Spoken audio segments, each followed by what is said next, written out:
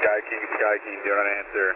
Springsteen, time 4-3, authentication, Mike November. I say again, Sky. The U.S. military sends secret numbers and codes over HF Shortwave, and you can listen. I'll tell you how coming up.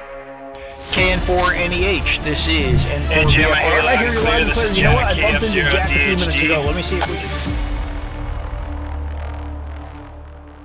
Hi, I'm Jim, N4 BFR, one of the instructors at Ham Radio Prep.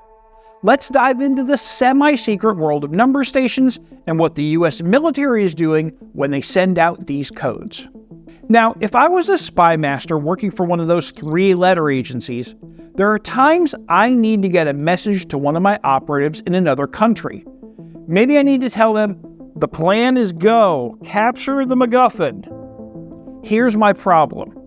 I need to get this to them in the next 24 hours, and I don't want to make any physical contact with them or send them an email that might compromise them because it's traceable. So, what should I do? I got it. There are radios everywhere.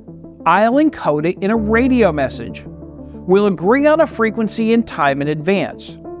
If the message includes Alpha Charlie Echo, my spy will know it's a go. If the message includes Victor X-Ray Zulu, maybe that means get out of there quickly, it's a trap. And anything else is just noise. This is the principle behind a number station on HF. Every day, there are stations that send out nothing but this kind of information, and one of the biggest is operated by the US government. I'm talking about the High-Frequency Global Communication System.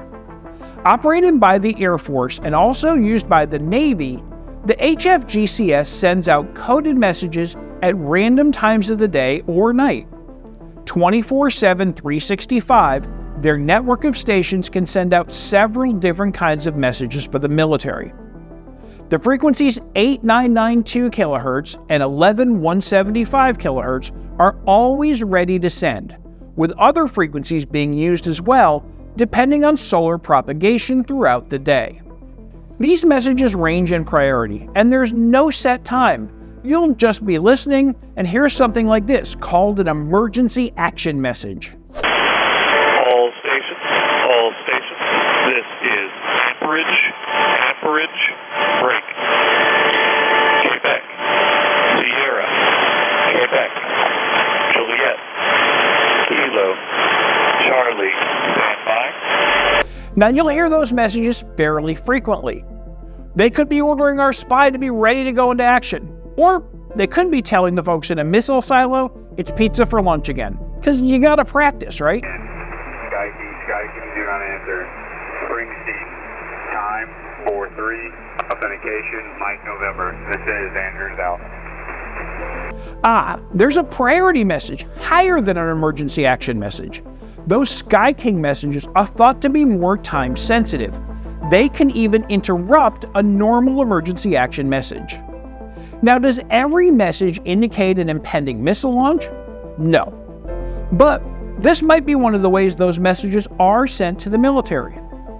This communication system allows for redundancy in that kind of message that might also be sent by satellite, a computer network, or even a telephone. So far, we've talked about one-way messages. They get read out twice, and they're done. You'll also hear some two-way transmissions on these frequencies, as sometimes aircraft will check in with the network. There are nearby frequencies to send digital messages or conduct other communications from planes and ships. What other countries do this? Well, there's a station in Russia we call the buzzer on 4625 kHz that sends a constantly droning tone, and maybe occasionally you'll hear a voice message. It's been on the air since the 1970s, and the word online says if the buzzer stops sending, it's time to start worrying. There are other number stations out there too. They pop up randomly on shortwave. Some say they're from other countries, some say they're drug dealers who have adopted the practice, and they're probably both right. Many countries have their own shortwave broadcasting stations. Radio Havana, Cuba appears on shortwave every day. Could there be messages in those broadcasts that are not intended for us? Why not? The British did it during World War II. There are 2 more places to listen to military communications if you're just getting started. The Armed Forces Network has a shortwave service. It broadcasts entertainment programs to service personnel around the world.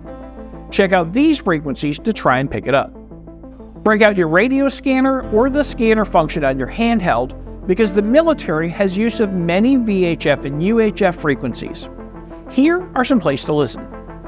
In the VHF low band between 30 and 54 MHz, and yes, they are a shared user in the 6-meter ham band. Around 138 to 150 MHz, but skip the 2-meter ham band. On 225 to 400 MHz, you'll get a mix of AM, FM, and digital, and on 243.0 MHz is the equivalent of the 121.5 Aviation Guard emergency channel. Now in my area between 225 and 380 MHz, I pick up military aviation. You might hear something much different depending on your location. So, what do you need to monitor military communications? If you want to hear Sky King and other emergency action messages, most HF radios will pick up the HFGCS frequencies, and even some handhelds have an HF tuner receiver. You can also buy a dedicated shortwave radio. Just make sure it offers upper sideband monitoring capability. For VHF and UHF, a scanner or HT will do, but if it does AM and FM receiving, you'll have more luck. If you're wondering if you can set up a number station at home with your ham radio, the answer is no. FCC rules say that one-way transmissions are for emergencies or training. No number stations are allowed. Want to find out more information about military communications? Larry Van Horn, N5FPW, publishes a lot of great information and books in his blog. Find him at mt-milcom.blogspot.com. Thanks to Larry's site and Wikipedia for providing some source information for this video. Want to hear more about Milcom and other ham radio related topics? Follow us, then drop a note in comments so we know what you're interested in.